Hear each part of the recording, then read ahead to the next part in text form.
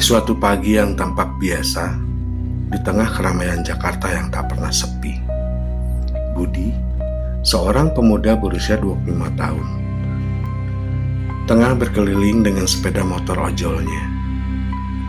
Budi adalah seorang ojek online yang hidupnya terhimpit antara tuntutan pekerjaan dan impian untuk memberikan kehidupan lebih baik bagi keluarganya. Dengan sepeda motor kebanggaannya, dia mengantarkan penumpang dari satu titik ke titik lain, berjuang di tengah kemacetan dan cuaca yang seringkali panas terik. Budi merasa bahwa setiap hari yang ia lalui adalah perjuangan untuk bertahan hidup. Namun, hari itu berbeda. Suasana di jalan mulai terasa berbeda sejak pagi. Teriakan massa pendemo yang berkumpul di sekitaran kantor pemerintahan mulai terdengar samar. Dan seiring dengan perjalanan Budi, suara itu semakin keras, semakin jelas terdengar. Demonstrasi besar-besaran telah dimulai. Jalanan yang biasanya macet kini dipenuhi oleh ribuan orang yang meneriakkan tuntutan mereka. Semua berjalan serba cepat, seperti bom waktu yang siap meledak kapan saja. Budi merasa suasana ketegangan semakin panas. Di depan, ia melihat barisan polisi dengan pakaian lengkap, siap menghadapi kerusuhan yang mungkin terjadi. Kendaraan lapis baja berwarna hitam yang dikenal dengan nama Barakuda melaju perlahan melewati kerumunan, membawa para aparat yang siap bertindak.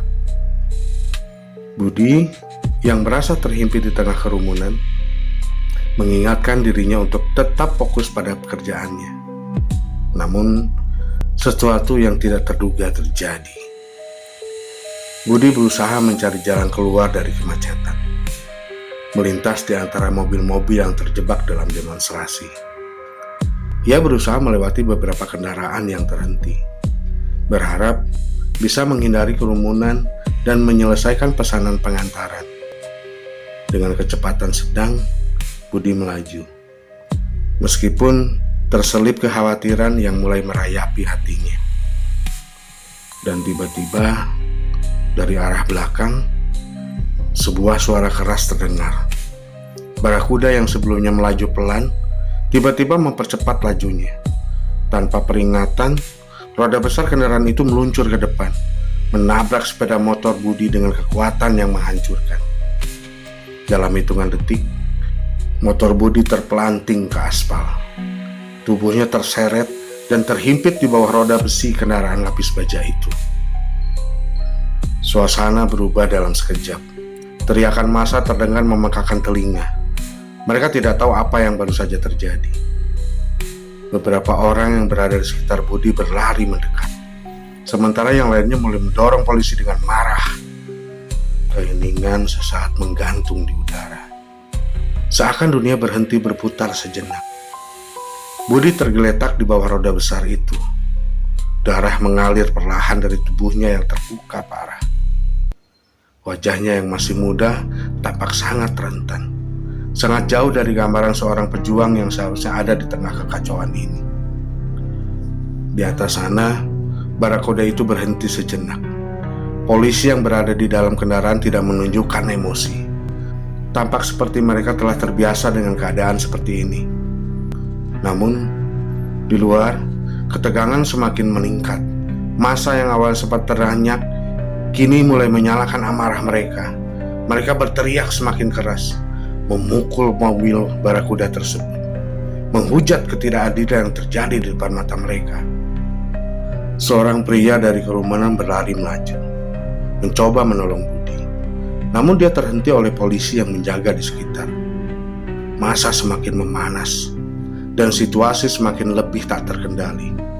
Mereka mulai menghujani aparat dengan batu dan botol. Sementara suara sirine semakin mendekat, memberi isyarat bahwa ketegangan akan segera mencapai puncaknya. Budi yang terluka parah terhimpit ban, terbaring tak berdaya di jalan. Dia hanya seorang pemuda yang tidak pernah berharap untuk menjadi simbol ketidakadilan. Ia hanya seorang ojek online yang berusaha mencari nafkah untuk keluarganya. Tetapi kini, tubuhnya yang terhimpit oleh kendaraan aparat negara ini menjadi titik api yang memicu kemarahan rakyat.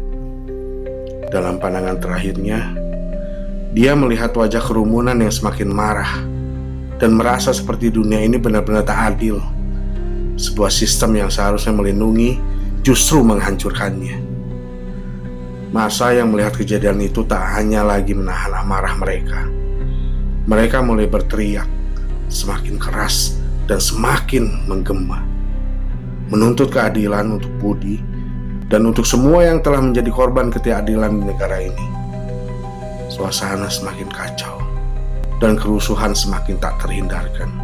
Sementara itu di tempat lain, keluarga Budi yang tinggal di sebuah rumah sederhana tak tahu apa yang terjadi pada putra mereka. Mereka hanya menunggu dengan harapan dan doa, berharap Budi kembali dengan selamat, tanpa mengetahui bahwa kehidupan mereka telah berubah selamanya. Budi adalah kisah banyak orang yang tak terlihat, yang hidup di bawah bayang-bayang ketidakadilan. Yang mereka tahu, mereka hanya berjuang setiap hari untuk sesuap nasi. Namun, apa yang terjadi pada Budi bukan hanya sebuah tragedi pribadi. Itu adalah cerminan ketidakberdayaan rakyat kecil yang terjepit dalam sistem yang kadang-kala lupa pada nilai kemanusiaan.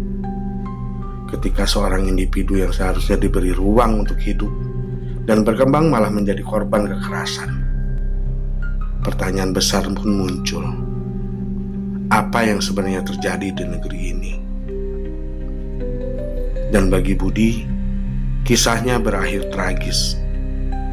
Namun suaranya akan tetap bergema di antara teriakan protes yang terus menggema di jalanan.